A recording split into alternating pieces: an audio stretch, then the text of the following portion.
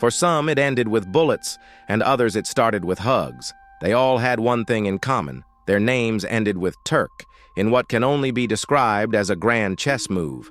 Those who supported the risen boss of the Turk Commission were greeted with hugs, responsibility, and respect, while the ones who showed any signs of uncertainty, well, their bodies showed up in various areas of Los Santos. In the industrial area of South Side, an undisclosed midtown address, the Turk crime family was caught convening late Friday night for what experts in organized crime describe as a closed-door inheritance, following the recent death of longtime mob patriarch Amir Turk, who is the late father of the Turks. Experts with knowledge of the meeting style who spoke on the condition of anonymity for fear of reprisal report that the gathering was marked by an old-world tradition rarely seen in the city's modern underworld. Each attending member, from senior capos to young associates, greeted Amir's son, Don Turk, with a ceremonial embrace known in the Turkish culture, especially among family, the arm around the neck, cheek to cheek, and a whispered vow of loyalty. It wasn't just a hello.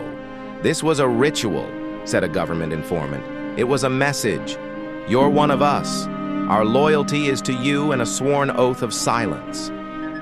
Law enforcement officials declined to comment on the meeting, but confirmed they are aware of increased activity among known Turk associates.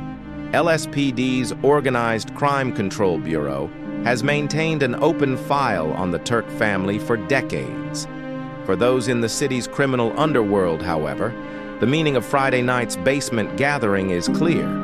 The Turk dynasty is not only intact, but it is organized much more than assumed. United Front, presented by Don Turk's brothers, in turns are caught giving hugs.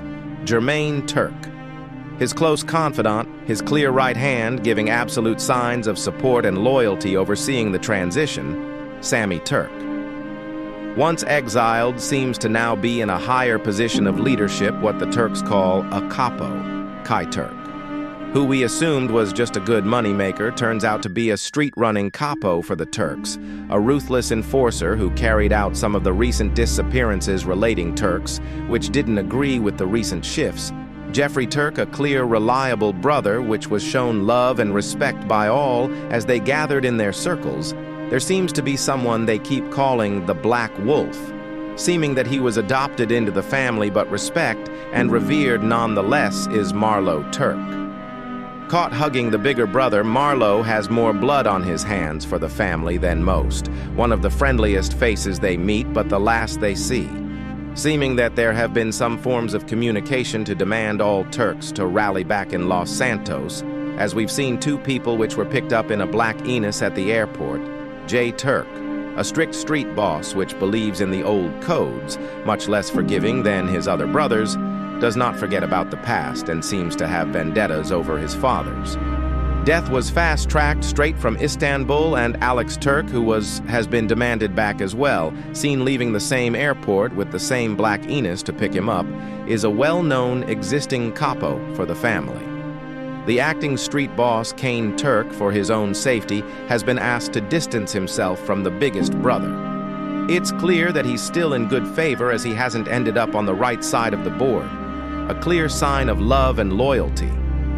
Also present was a man unknown to most of the family's rank and file, described as younger, sharply dressed with his hair tied back and of Asian origin, keeping to the shadows. He was seen exchanging brief words with Don Turk, kissing the back of his big brother's hand before taking a position near the door. A new person has been spotted moving for the Turks. We are unaware of any history between this person and the Turks, but he seems to be more regular around their social clubs. Asking visitors around their social club, they call him Saint Sam Turk. Found dead were the following people: Arnulf and Hannah Turk. They were known to be husband and wife working for the family and lived in Sandy Shores. Their shallow graves were found by the lighthouse, reported by a citizen on their morning run.